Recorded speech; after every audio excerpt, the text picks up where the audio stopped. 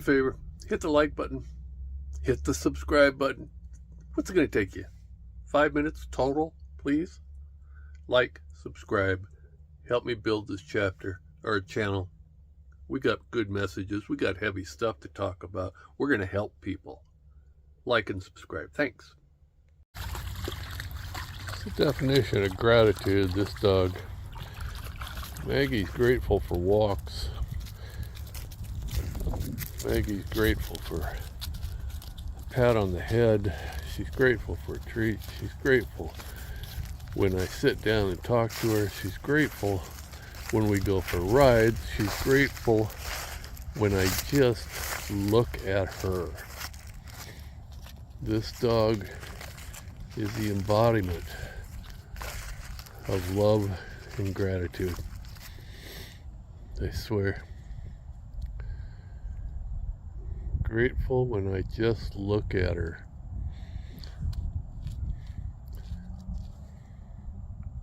You know how many people we pass on the street every day and we don't look at them? Don't even make eye contact. That's what we've gotten to in the year 2024. We don't make eye contact with people on the street. I didn't grow up that way. I had a dad who said, "You look people in the eye, Bill. They're human beings. You walk by them and look them in the eye. Say hello. Say good morning. Say good evening. Say good afternoon. Say how you doing. Say something. Act like you see them." You think Maggie isn't grateful? Oh, what a goofball.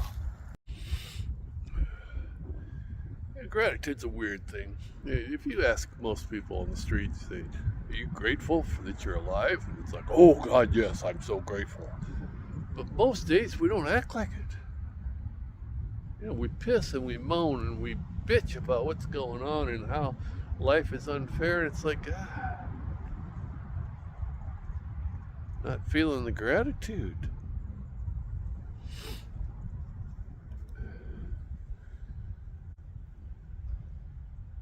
It's true. I wasn't grateful 20 years ago.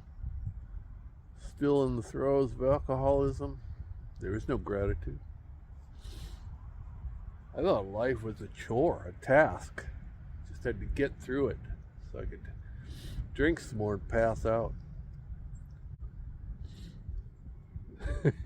Figured. Now I'm 75 and I want life to go on forever, and I couldn't be more grateful. And it's like, Bill, days are numbered. Yeah, might want to make up for lost time there, big boy.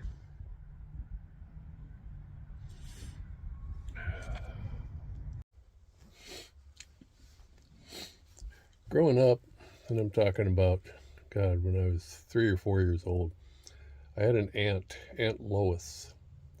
And my earliest memory is her walking around with a cane, and she was in her 30s at that time. And you can fast forward maybe a year or so after that, she was in a wheelchair. That's just how I always knew her. You know, move a year past that, and she was bedridden, and she was on oxygen. It turns out she had a congenital heart defect. And by the time I was 8, I believe she died. The reason I bring her up is I never saw her when she wasn't smiling. With a cane, in the wheelchair, on oxygen, in her bed, bedridden with oxygen. Couldn't even get enough air to it was a struggle, man. And she was always smiling. And she would get up every morning. I'm not making this up. She would wake up every morning and she would say a prayer to God,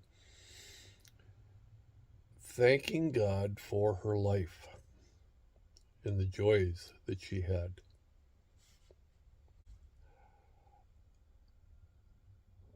For most of my life, that kind of thinking is just, I don't get it. I do now.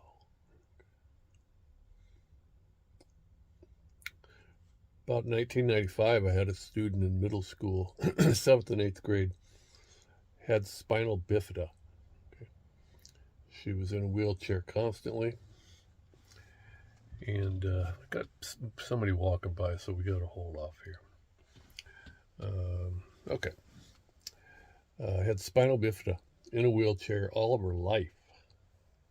You know, the curved spine, the hump thing going on in the back.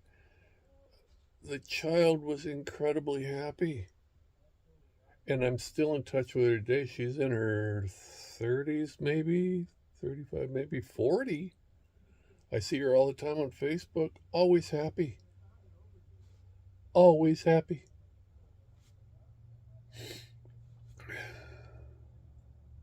I didn't get it back then. I marveled at it. I did not understand how that was possible. It wasn't until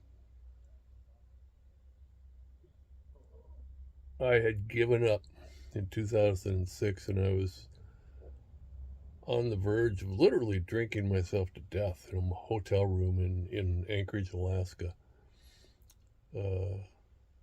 And the subsequent recovery, 30 days in treatment, coming out of treatment, it was then that I started to see a glimmer of gratitude for the life I have. I don't know about you. I honestly don't know about any of you watching this. I know for me, I had to come close to the end in order to find appreciation. Because I would just go through life day by day by day, and I would get weighed down by the things that were bothering me instead of concentrating on the things that were wonderful. And those two examples, my aunt and the student, tell me that gratitude's an inside job. That no matter how bad things are, there's always something to be grateful for.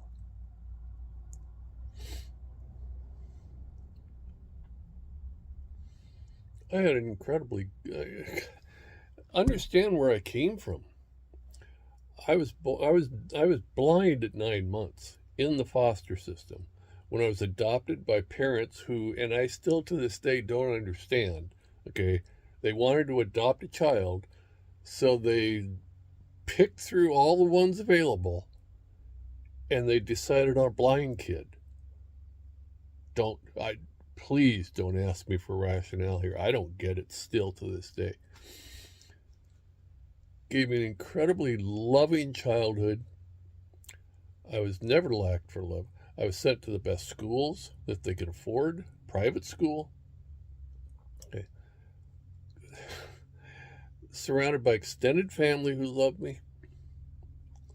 And yet, rarely did I express gratitude. Inside job, guys. I understand today that I think gratitude is tied to loving yourself. Unless you have an appreciation for who you are, you can't appreciate everything else around you. Today, inside job, I love myself.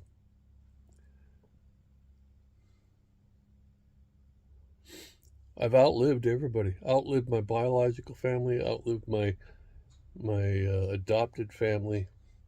It's just the blind kids standing still or standing alone, trying to figure out life. But thank the gods, I finally figured that out. Gratitude's an inside job. Yeah. Maggie there, sleeping, is not weighed down by all the heavy thoughts that humans are weighed down by. Okay, Maggie just simply gets up, looks at me, wags her tail, and the gratitude begins. And it just continues throughout the day. And it's been that way for 6.5 years. Isn't that right, Megs? Huh? Isn't that right, baby dog? So that's my message on gratitude. Today, man, it's, excuse me.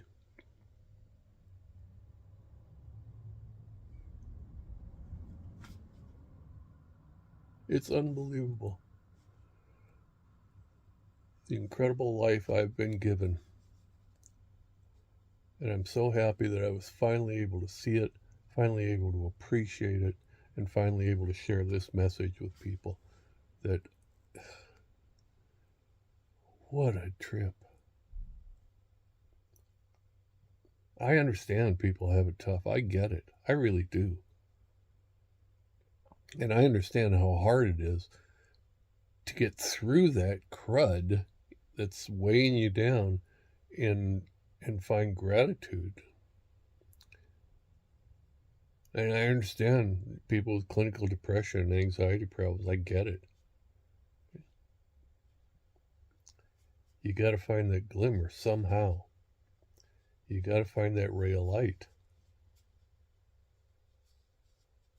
For me, part of it is I'm the gatekeeper of my life, and I'm going to keep using that phrase over and over again. I'm the gatekeeper. And if something isn't making me happy or it doesn't make me feel good about me, that doesn't enter my life anymore. I surround myself with positive people. I surround myself with loving people, and that's the way it's going to be. Okay? I'm not going to be weighed down. I'm not going to be dragged through the mud to the point where I'm laying in a hotel room in my own excrement, not caring whether I'll ever die. I'm not going there anymore. I'm so grateful for all of you. I'm grateful for my life. And I'm grateful for Maggie, who has taught me a few lessons about gratitude. So, guys, thank you.